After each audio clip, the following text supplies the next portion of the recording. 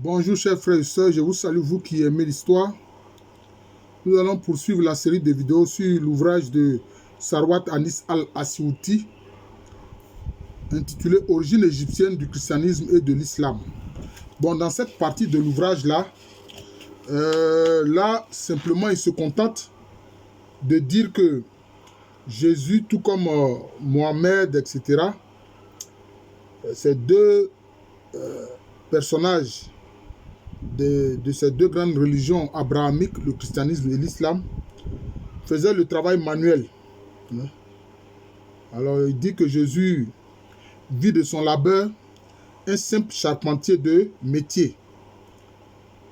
Et puis, il dit encore que Jésus se considérait comme médecin, quoiqu'il vécut de son métier de charpentier. Il dit que des évangiles apocryphes, c'est-à-dire donc qui ne sont pas reconnus par le canon, reflètent les connaissances profondes de Jésus en médecine. Bon, cela veut dire que Sarwat écarte un peu le fait des miracles. Bon, c'est son opinion. Voilà, c'est son opinion.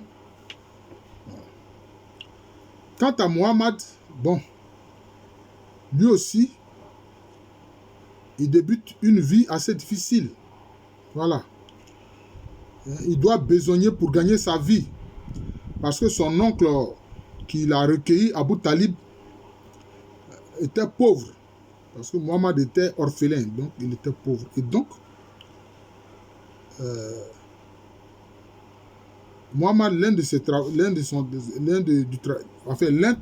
des travaux qu'il faisait, c'était de traire les animaux, de traire le lait, et puis aussi de faire paître des animaux.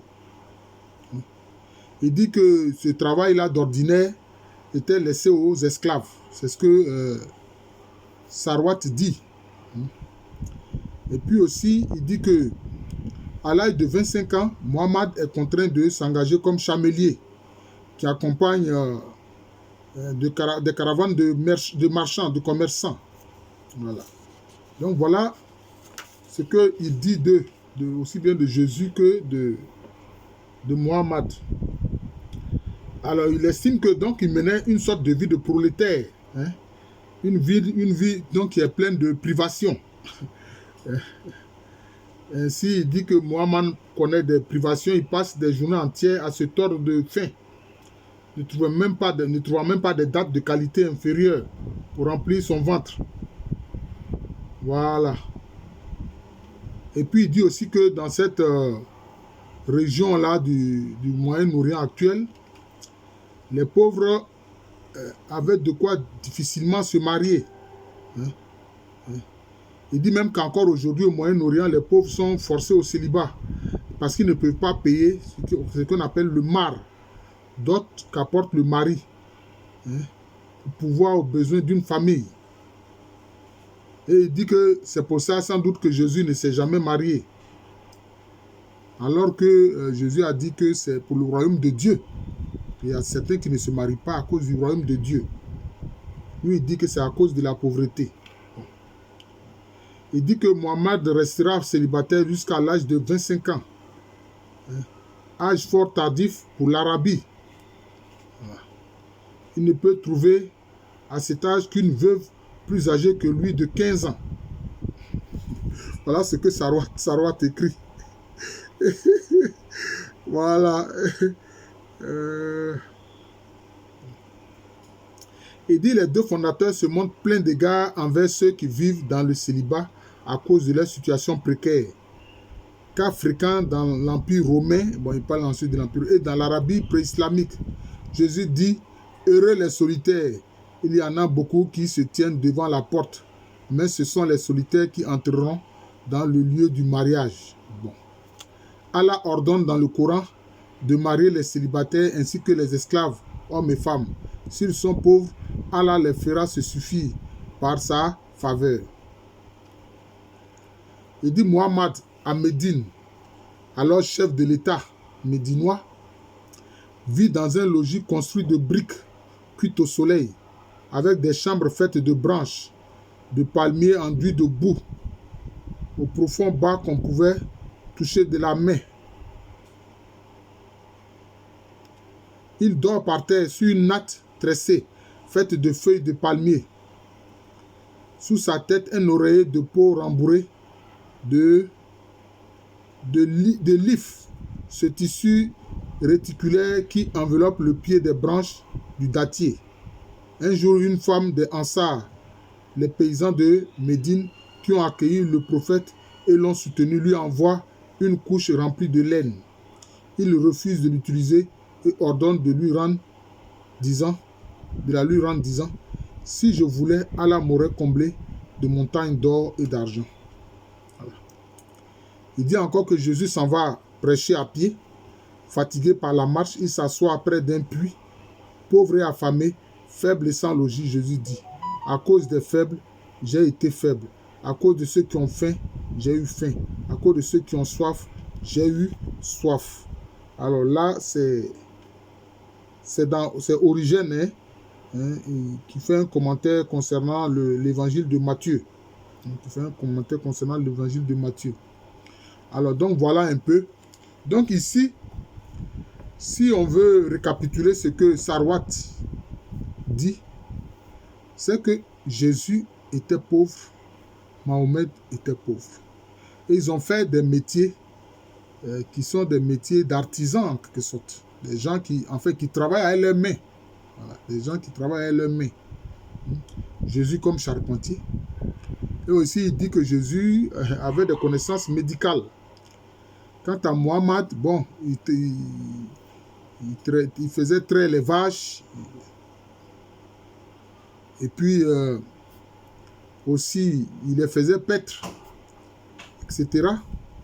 Et que ce métier-là, bon, traire les vaches, les chamelles et tout ça, c'est un métier qui souvent on laisse aux esclaves.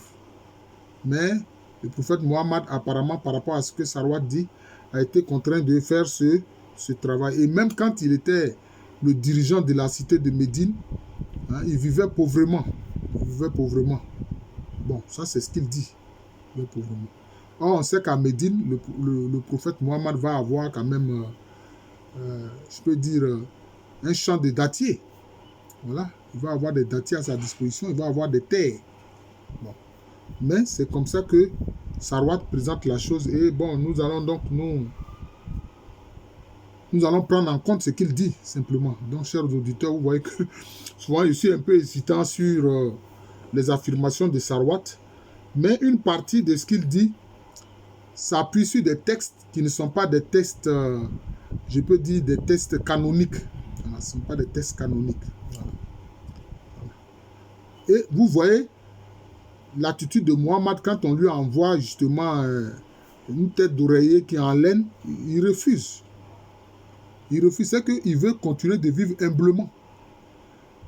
Parce que pour Jésus comme pour lui, l'humilité est une chose importante. C'est pour ça que le Christ a dit, le plus grand parmi vous, parlant de ses disciples, c'est celui qui se fait petit et qui sert les autres. Mohammed a dit, le meilleur parmi vous, les musulmans, c'est celui qui est le plus pieux. Donc celui qui se rapproche le plus d'Allah. Et donc là aussi, c'est la question de l'humilité. On ne peut que être humble devant la gloire de Dieu. Voilà. Donc prochainement, nous allons voir ce qu'il dit des qualités personnelles des deux personnages, que ce soit Jésus ou Mohammed. Voilà. Donc nous continuons la lecture de cet ouvrage. Voilà. Donc en suivant ces vidéos, c'est comme si vous avez lu l'ouvrage, parce que je présente cela et puis j'en fais le commentaire. Voilà, je suis le professeur Loukwame René, professeur titulaire d'histoire à l'université Félix Houphouët-Boigny, université qui est à Abidjan. C'est en Côte d'Ivoire, un pays situé en Afrique de l'Ouest. Alors je souhaite que vraiment ces jeunes frères que nous avons formés, qui ont le doctorat, soient recrutés. Parce qu'il y a certains qui ont soutenu les thèses depuis 4 ans, qui ne sont pas recrutés comme assistants. C'est vraiment dur pour eux d'avoir fait tout ce parcours et puis ne pas être recrutés dans une université. C'est vraiment dur pour ces jeunes-là. Ça, vraiment, je ressens leur souffrance et leur douleur. Parce que il y a combien de docteurs en Côte d'Ivoire? Voilà. Je veux dire, combien de gens qui ont le doctorat? Je ne parle pas forcément des médecins. Mais combien de gens qui ont le doctorat? Voilà. Le ratio par rapport à la population, par rapport, je peux dire, à ceux qui sont allés à l'école, le ratio est faible. Donc, c'est en Côte d'Ivoire, un pays situé en Afrique de l'Ouest. Merci et bonne journée à tous.